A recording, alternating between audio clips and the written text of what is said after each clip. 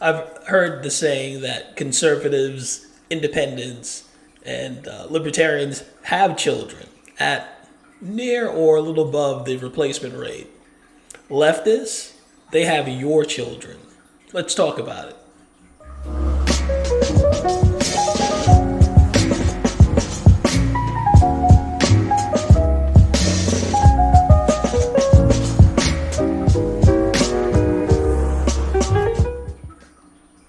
Hello, everyone. Excuse me. Hello, everyone. This is Keith, and welcome to the Ghetto Sapien channel.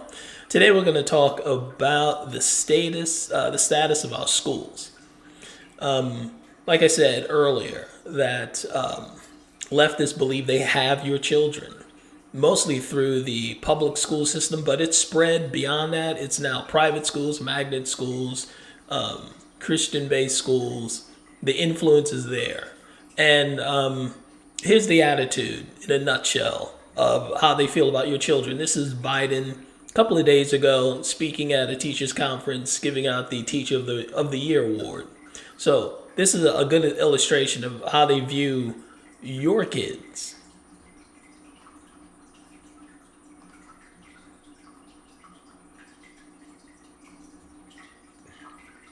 Let me roll it back.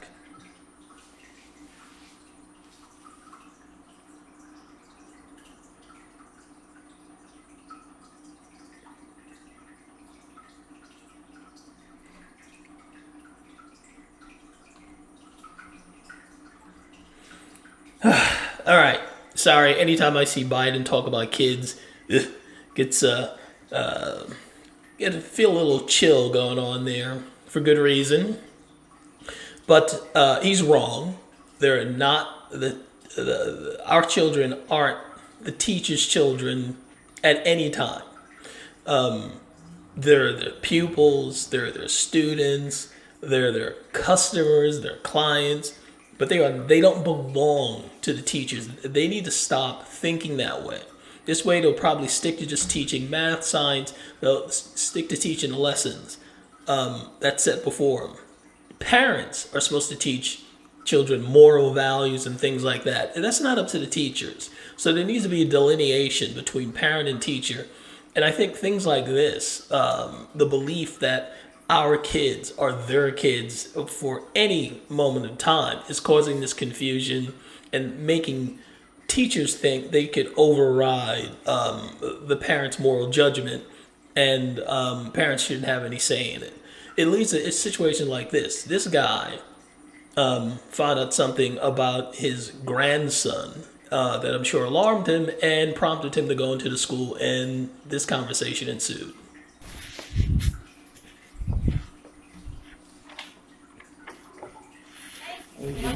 Yeah. I'm telling you, yeah, she called me and told me that she had an issue up here about my grandson being in a dress. I mean, I'm trying to see what the issue is about that. Okay, you'll have to talk to Dara. Who's She's the Dara? director. She's down in the other class. Is she the is she the one that was in charge of the kids while my I grandson? was, but I can't talk to you Why? because you're not. Okay, I want you to note real quick that, see, the cross in the background there indicates to me this is not a public school. Private school, probably Christian based, and yet this mentality that we own your kids, that your kids are our kids, is seeped into even the religious schools. So I'll continue. Not on the form. So we'll have to get Dara up here and see if she will let you. Talk to you about it. I mean, first of all, I'm coming down here because we don't do that. The transgender and all that. We don't do that. I understand. I don't either. But he's And I don't appreciate you encouraging him to put on no dress for the second day too. I don't appreciate that. And don't think this is going away. I'm going further with this. okay. You can go down and talk. No, to I'm not Dara. done talking to you. I'm letting you know the next time that you put any kid in a dress, we're gonna make you go viral. Okay. You need to go talk to my director because I, as a teacher, No, I'm letting you know I got an issue with you about that. I'm not playing with you. I'm sorry that you feel that way. Yeah, I'm sorry that you feel that way. But you should have called me before you made the decision to put my grandson in a dress. Okay. You can speak to the No, I'm speaking to you. Please do not talk to me in that tone with my children I around. wouldn't be up here if you wouldn't put my grandson in no dress. Again, Well, do what you gotta take it do. up with Miss Jenna. No, I'm taking it up with you. Please lower your voice. You're in a classroom. I'm with taking it up children. with you. Well, you shouldn't have put my grandson in no dress. These two. This ain't over with, all right?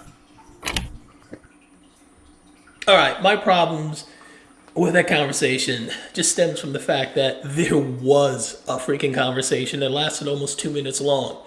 In reality, that conversation should have gone like this. Grandfather comes in, complains about his grandson being put in a dress.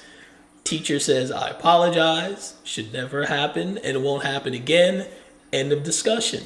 Anything beyond that, to me, is how shallow graves get dug and bodies disappear. I mean, she was just dismissive to some degree of it instead of like taking some sort of responsibility or trying to clear it up right there. She just sends him off to someone else to talk to. Man doesn't want to hear that.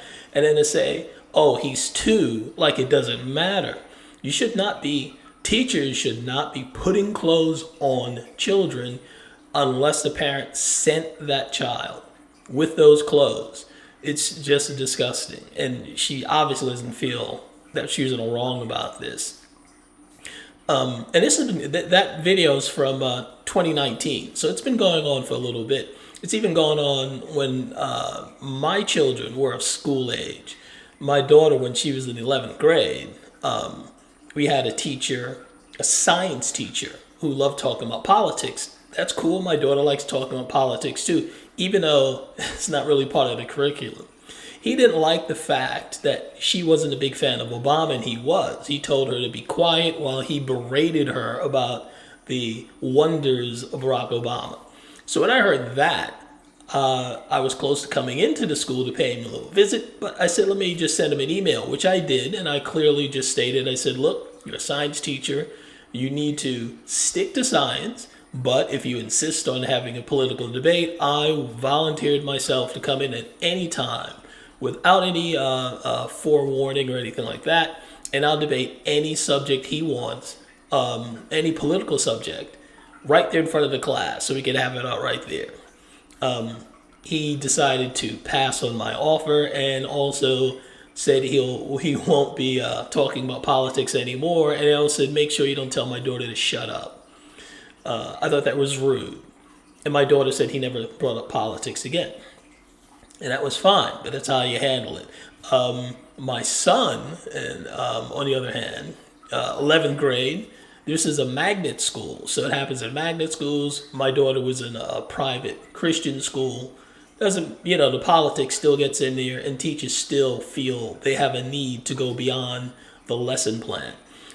So again, my son, 11th grade, some guy calls up from the school and wants to speak to my son. And I'm like, are you his teacher? What's the nature of this call? This is a grown person calling my 11th grade son. So I was a little concerned. And he said, no, it's nothing. It's just, I'm just here as a counselor offering my services to your son in case he needs a male figure to talk to. I was like, whoa, right there. I almost lost it. I said, look, he has a father. I know, statistically, black kids may not have any, which is why I suggested that your services would probably be needed to some other family. But, my son has his bases covered when it comes to male influence. He has a father figure, me, in the house 24/7. The guy insisted on speaking to my son. I thought that was pretty ballsy. I let him know with no uncertain terms that my son is in need of services, and since I did volunteer at the school quite often, if I just put it this way, just don't contact my son under any circumstances. So I let my son know also, if this guy approaches you, don't talk to him, just let me know. Since I volunteer at the school, I'll have a one-on-one counsel session with him. So that was the end of that. But I just thought that was insane that he just didn't want to listen to me as a father, telling him my son already has a male, a male father figure, well, father, to speak to if he had any issues. It's I just didn't get it, which is crazy. But just to let you know, this has been going on for quite some time, where the teachers feel that they should be teaching kids more than just what's in the books, and the books aren't all that hot nowadays either with CRT. So what I'm saying is the environment that these young parents are sending their kids to, they really need to be up on it, even more than when I was raising my kids. It's a war zone out there, and the battle is for your kids, their moral values, and their future. So take it seriously, parents. Participate in school. Don't be intimidated by them saying that you shouldn't have anything to say about your child's education. It's your kid.